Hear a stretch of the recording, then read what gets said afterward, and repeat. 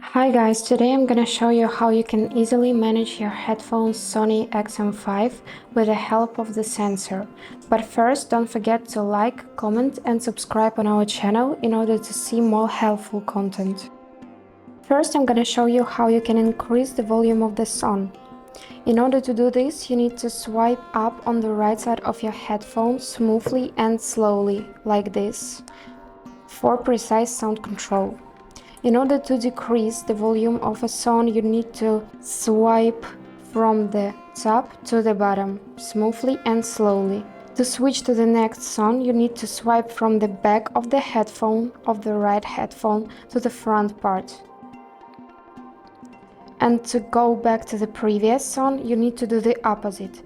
You need to swipe from the front part to the back part. This helps easily return to your favorite sound. So to pause the sound, to answer a call, to end the call, you need to use the same command, which is to tap twice on the center of your right headphone.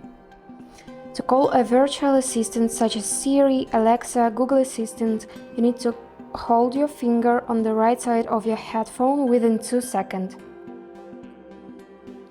This helps to use voice commands for searching music or something else. All the control is on your headphone. Thank you for watching this video.